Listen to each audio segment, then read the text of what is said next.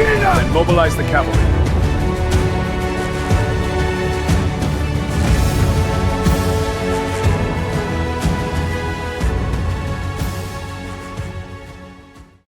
Imagine standing on the bank of a small river, where the wind sways gently and the water's reflection dances beneath your feet. This place is the vast plains of today's Ukraine. The year is 1362 in autumn. The crisp air carries the scent of wet leaves, and in the distance, the clatter of horse hooves echoes. And on this tranquil riverbank, history is about to be written. Before you stands the Mongol army, the descendants of warriors whose names once made all of Europe tremble. Their eyes burn with fire, arrows in hand, bodies hardened by centuries of battle. Behind you stands the Lithuanian army, a people whom much of Europe still considered pagan and barbaric. Yet in their eyes blazes a fire of courage, unyielding and fierce. Within a few hours, a fearsome battle will erupt here, one that will reshape the power map of Eastern Europe for the next 6 centuries. This is not the Battle of Kulikovo, celebrated with pride by Russia. It is not the Battle of Grunwald, where the Teutonic Knights faced defeat. This is the Battle of Blue Waters, a battle nearly forgotten by history. Yet, it may have been even more significant than those 2 famed battles. So the question arises, why has such an important battle almost vanished from history? And what truly happened on the banks of the Sinuka River that autumn day? But before that, tell me, where are you watching this video from? What time is it in your country right now? Write it in the comments below. We're genuinely curious, what time zones across the world are following this story? Charge for victory and glory! Forward, Krishna! Press on! Do not falter! For our ancestors! To understand why the Battle of Blue Waters was so significant, we must turn back time nearly a century.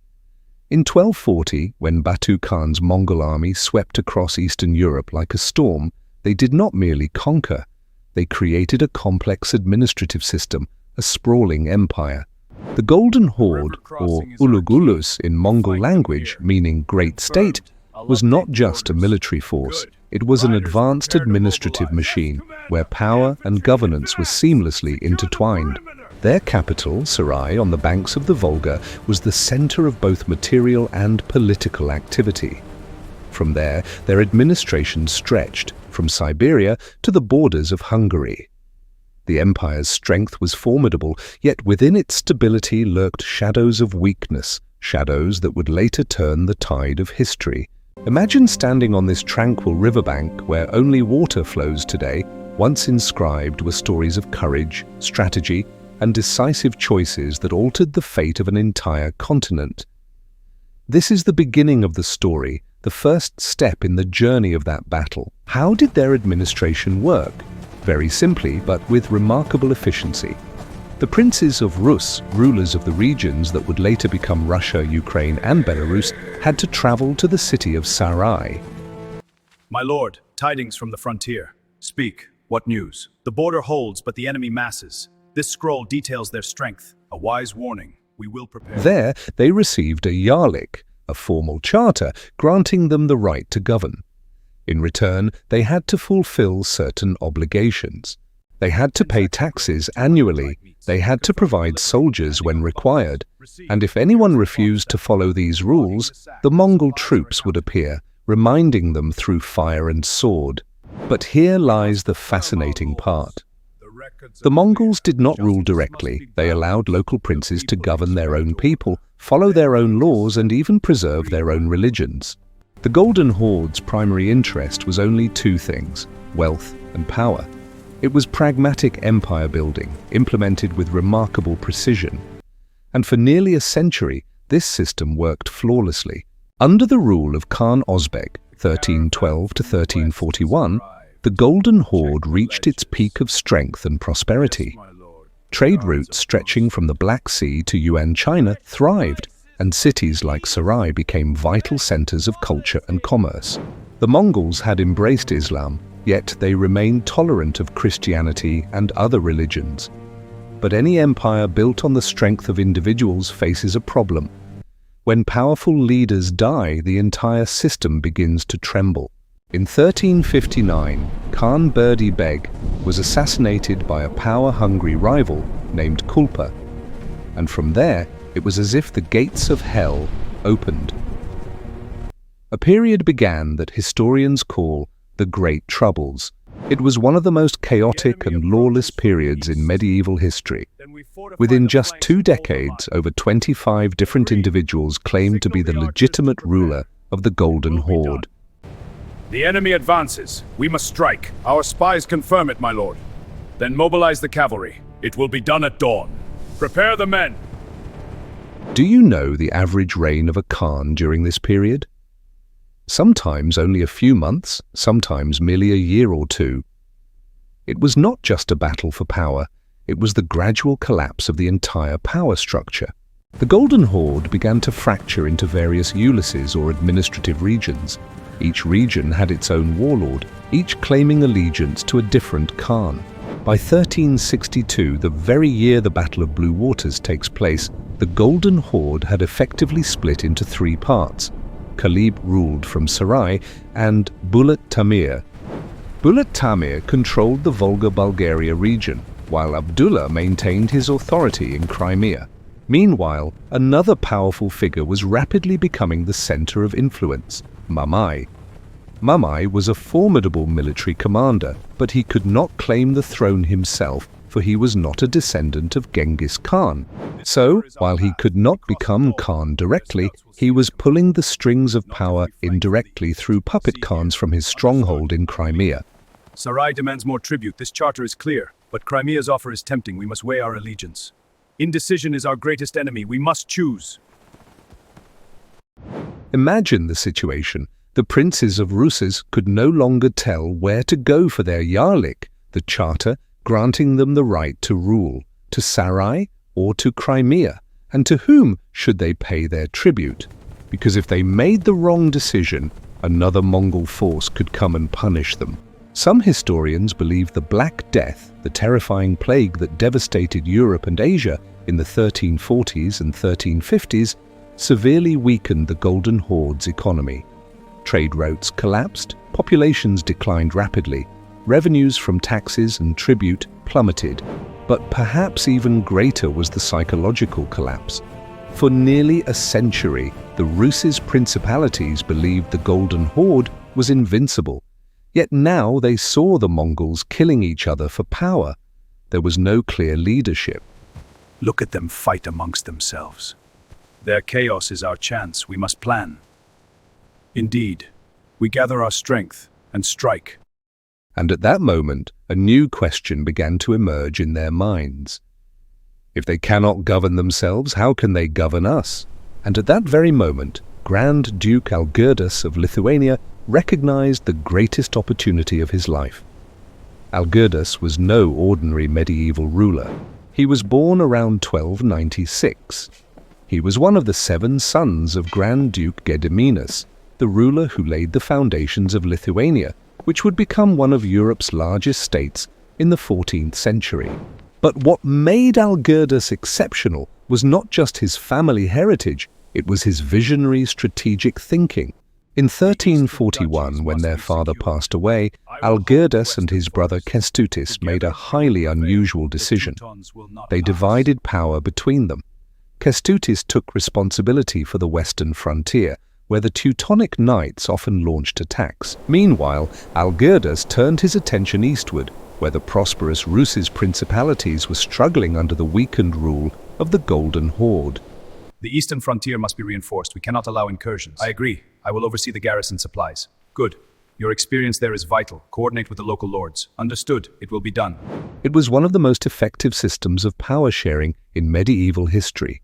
There was no rivalry, no conspiracy, only clear division of responsibilities and mutual trust. And this system gave Algirdas the freedom to focus entirely on his ambition. What was that ambition? Not mere territorial expansion. Algirdas had a deeper vision. He sought to build a multi-ethnic, multi-religious state where pagan Lithuanians could coexist peacefully with the Orthodox Rus' population. where power would not be built on oppression, but on mutual interest and cooperation. It may sound idealistic, but This alliance binds our fates for the prosperity of our realms. You are now governors of these lands. We accept this duty. Algirda's practical policies proved it was more than just an idea. He married Orthodox princesses twice. In the territories he conquered, he appointed Rus's princes as viceroys or governors, allowing them to rule according to their own laws and customs. He built an Orthodox church in Vilnius, the pagan capital of Lithuania.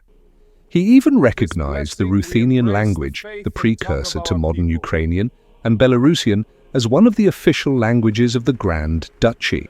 This was not old-fashioned imperialism, it was an entirely different system of governance. Around 1360, Algirdas began to implement his boldest plan, directly attacking the territories of the Golden Horde. Forward for Lithuania! Charge for Algirdas!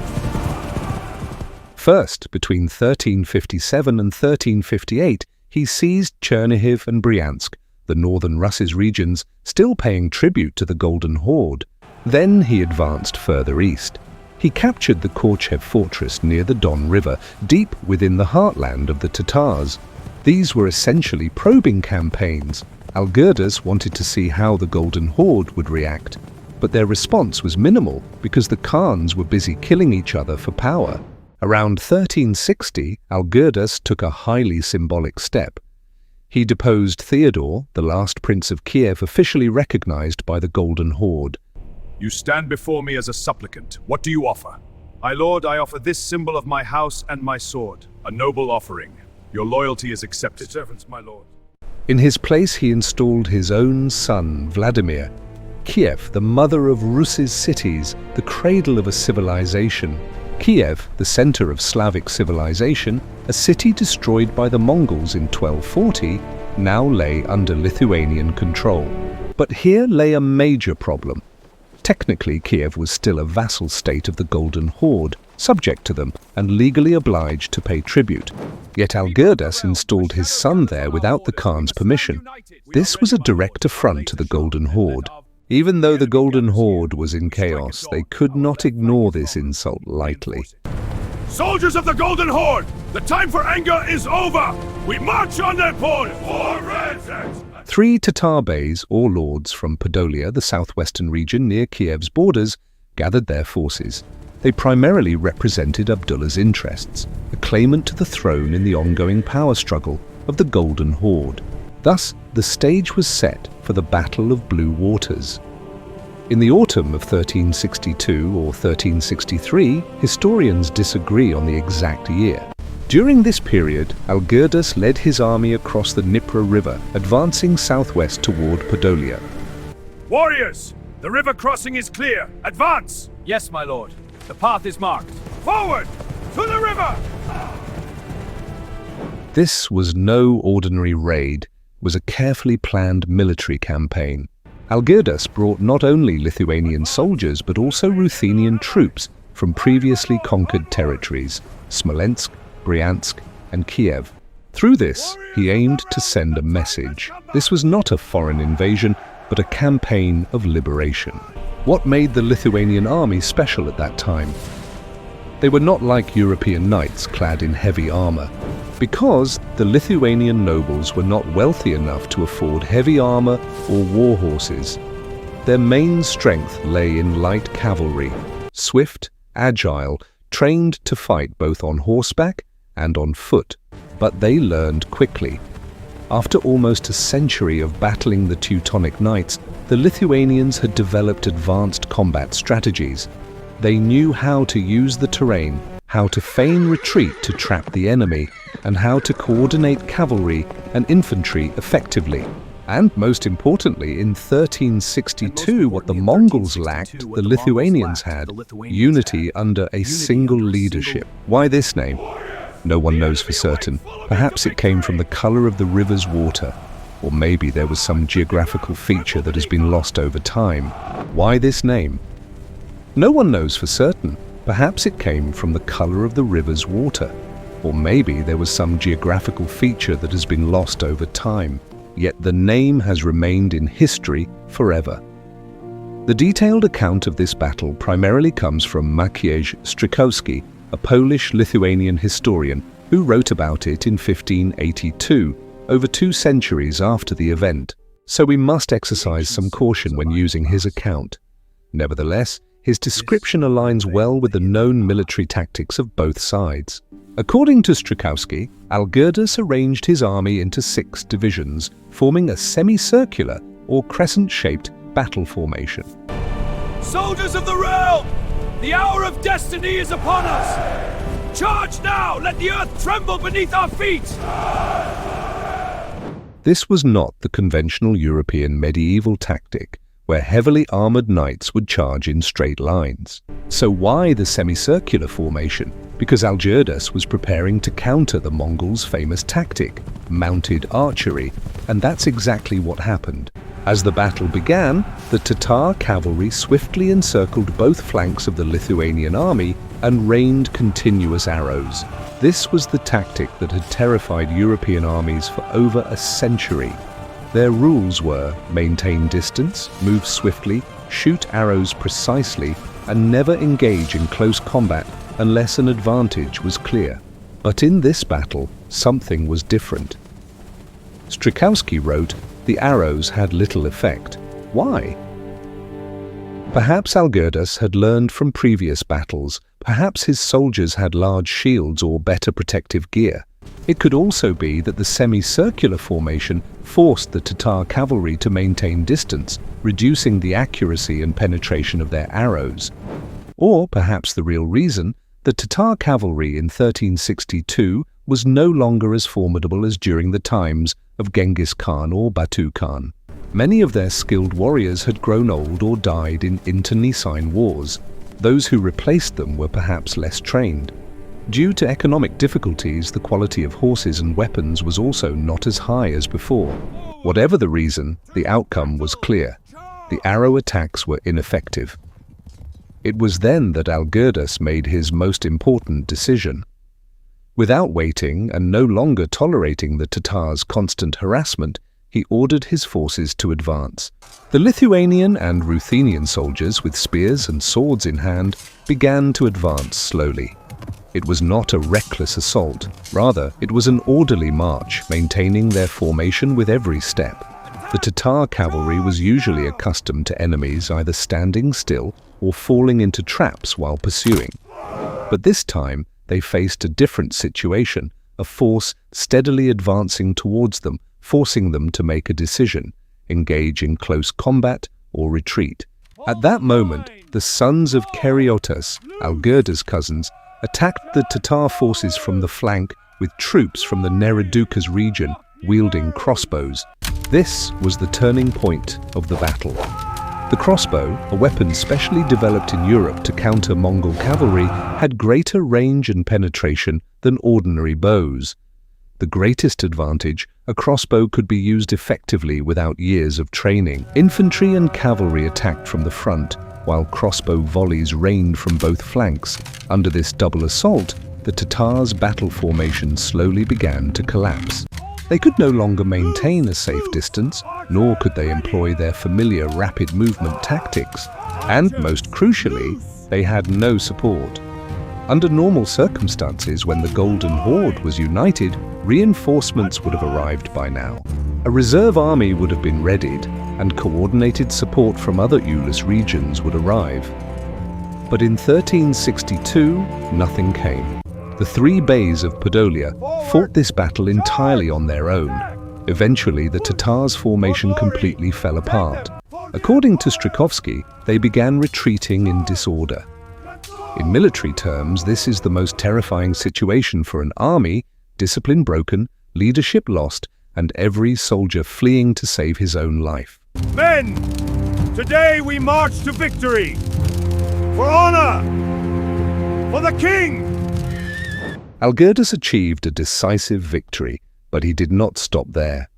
He advanced directly into the heart of Podolia. Historical accounts note that he liberated the vast region south of Kiev. The Lithuanian sources use precisely this word. This territory stretched from the steppes behind Ochakiv to the Black Sea coast and from Puttival to the mouth of the Don River. What did this mean? Essentially, Algirdas had seized most of central and southern Ukraine, lands that were among the most fertile and strategic of the Golden Horde's western territories. But even more remarkable was how he governed these lands. Algirdas did not install Lithuanian rulers everywhere. We have gathered here today to face the enemies of our kingdom. The path is long, but our resolve is stronger. Instead, he entrusted the rule of Podolia to the sons of Keriotas, who had fought bravely in the battle. In other regions, he retained local Ruthenian princes in power, with one condition: their allegiance must shift from the Golden Horde to Lithuania. And the most crucial decision, he declared, no more tribute shall be paid to the Tatars from today onward. Just consider this. For over a century, every autumn, caravans loaded with silver, furs, honey, and slaves would head towards Sarai. This was a symbol of subjugation. This was the price of survival. And now Algirdas declared it would end. The Golden Horde's reaction? Almost nothing. They were immersed in their own civil war. Abdullah, supported by the three beys of Podolia, was fighting Murad in Sarai. And Mamai at that time, imagine the Grand Duke of Lithuania, Algirdas, standing over a map, eyes filled with resolve. Beside him, the gentle sound of the river waves, and in the distance, the chaotic noises of the Mongols' encampments. Meanwhile, Mamai is occupied, struggling to consolidate power in Crimea. Thus, no one had the time or resources to retaliate against Lithuania. Here lay Algirdas's greatest strategic lesson, the choice of the right moment. He never attacked the Golden Horde when they were strong under Uzbek Khan. For the Empire! Charge! Instead, he waited until their weakness reached its peak. Then, in a single moment, swift, decisive, and crushing strike. But the impact of the Battle of Blue Waters was not limited to territorial gain alone. Its effect was both psychological and historically monumental. The myth of Mongol invincibility shattered. For more than a century, Europe had believed it is impossible to defeat the Mongols in open field. There had indeed been some successes, like the Battle of Legnica in 1241, but those were temporary tactical setbacks. The Mongols withdrew due to political reasons, not military defeat. But Blue Waters was entirely different. It was a battle where the Mongols themselves had chosen the battlefield, yet they were completely defeated. The news spread quickly throughout Eastern Europe. The princes of Moscow and Ryazan began to think, if Lithuania can do this, why can't we? Dmitry Donskoy of Moscow, who would defeat Mamai at the Battle of Kulikovo in 1380, was likely inspired by Algirdas's victory 18 years earlier. The balance of power in Eastern Europe shifted before Blue Waters. Lithuania was important, but a peripheral state. A pagan kingdom facing the Teutonic Knights in the west and forced to endure the rule of the Golden Horde in the east. But after the battle, the Grand Duchy of Lithuania became one of Europe's most powerful states. Its territory stretched from the Baltic Sea to almost the Black Sea, and from the Polish border to just 50 miles from Moscow. Thus, a new balance of power emerged. For Muscovy, or the rising state of Moscow, it became the main rival. For the next 2 centuries, the competition between Lithuania and Moscow to unite Russ's lands deeply influenced Eastern European history. Although ultimately Moscow triumphed and laid the foundation of modern Russia, Lithuania's strong presence delayed that process for centuries. A new type of state emerged, the most important lesson. Under Algirdas and his successors, the Grand Duchy of Lithuania was not merely a national empire. It was a multi-ethnic, multilingual, multi-religious state, where lived together pagan Lithuanians, Orthodox Rus, Catholic Poles, and Muslim Tatars. Thus, The victory at Blue Waters was not only military, but also the beginning of a new political philosophy. A philosophy where tolerance, cooperation, and unity formed the foundation of strength. Emotional closure/impact feeling. On the banks of a small river, the result of this battle was not just territory, it changed the course of history. From here, we learn how the right timing, singular leadership, and firm unity can bring monumental change. Imagine dust-laden leaves floating across the canvas of time, and on the banks of the Sinjuka River stands the Grand Duke of Lithuania, Algirdas, whose victory is still felt today. He did not merely win a battle, he laid the foundation for a new political vision. I assure you, it came from the northern temples. But the markings suggest a Western origin. See the glaze here. Pagan Lithuanians, Orthodox Ruses, Catholic Poles, and Muslim Tatars all lived together within the same state. In 1569, when Lithuania and Poland united to form the Polish-Lithuanian Commonwealth, this multi-ethnic, multilingual, and multi-religious model expanded and endured for nearly 200 years. This Commonwealth became one of Europe's most tolerant political systems, a place where the rights of nobles were tested, religious freedom was respected, even early concepts of constitutional governance were put into practice. It was not perfect, far from it. But it presented an alternative path against the despotism and intolerance rising across much of Europe. This path began, at least partially, with Algirdas's decision, where he not only won but integrated the lands captured from the Golden Horde into his own state. But here lies a strange and remarkable point. Despite its importance, the Battle of Blue Waters almost vanished from history. Why? Contemporary records were extremely limited. In the chronicles of Russes and Russia, it is only briefly mentioned. Mongol sources remain almost silent. The most detailed account is found in a story called The Tale of Podolia, which was later included in the Lithuanian Chronicle.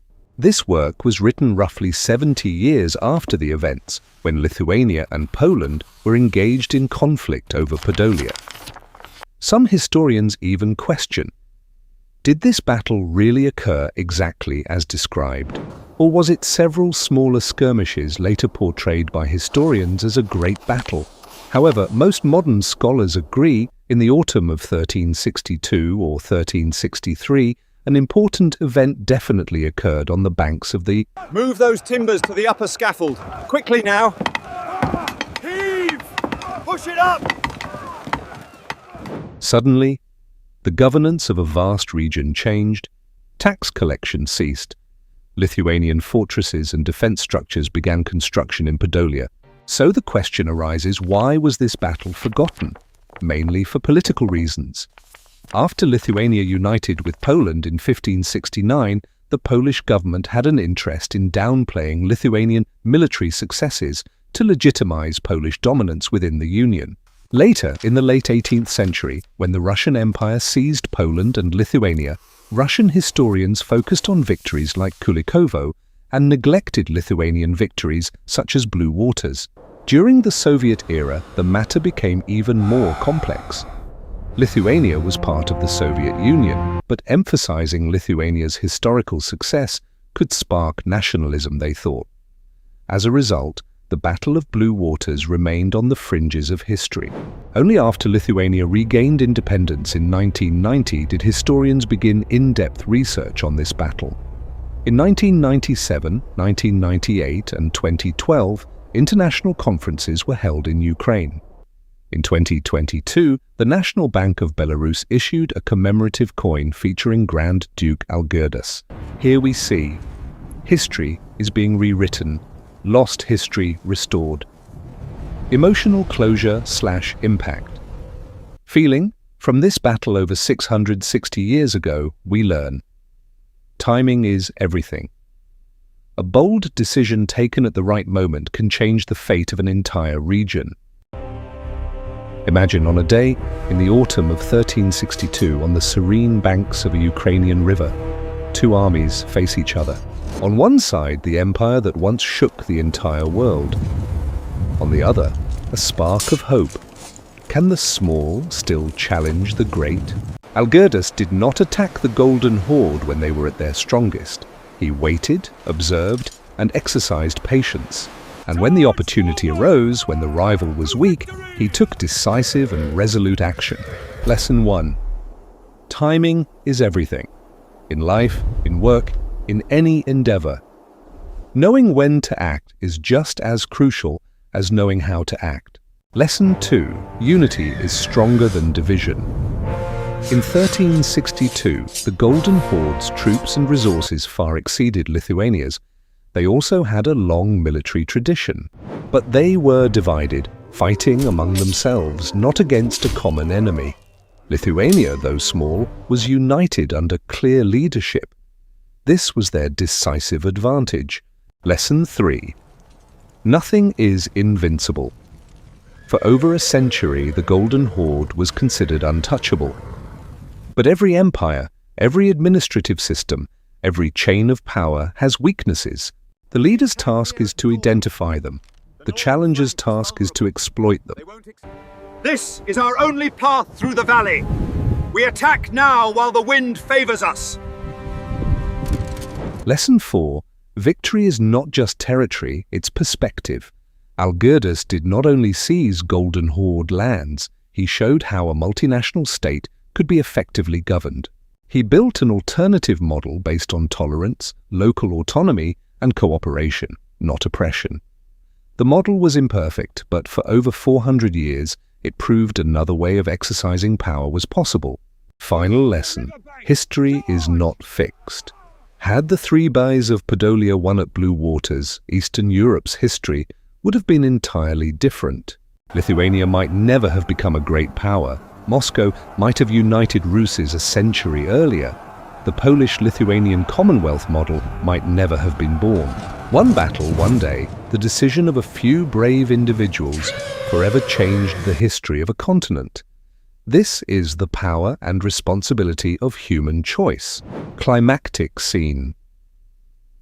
At sunset, on the banks of the Sinjuka River, the Golden Horde, the empire that once ruled from China to Hungary, lost a crucial part of its power and prestige. They never fully recovered. Within 2 decades, they began to fragment. Within a century, they vanished from history. Lithuania, a small pagan state, once struggling to survive, now becomes one of Europe's major powers. We strike here, across the river. It is our only path. But the northern flank, my liege, it will be vulnerable. Their model, multinational governance based on cooperation, not conquest, shaped the region's history for centuries. All this was possible because Algirdas was bold when others only watched. He knew that the right time, the right strategy, and the right purpose could change the course of the world. Impactful closure. This is the lesson of Blue Waters. Violence does not solve problems, yes, but personal decisions at critical moments shape history. Nothing is irreversible. Tomorrow need not be a repetition of yesterday. Sometimes, on the banks of a little-known river, history finds its own path. Call to action/viewer engagement. If you enjoyed this video, like it, subscribe for more forgotten history stories, and comment, which historical event do you think is underrated? In the next video, we will see how Algirdas and Lithuania expanded, confronted Moscow, and eventually formed a world-changing alliance with Poland. A story of diplomacy, betrayal, and power, as thrilling as any cinema.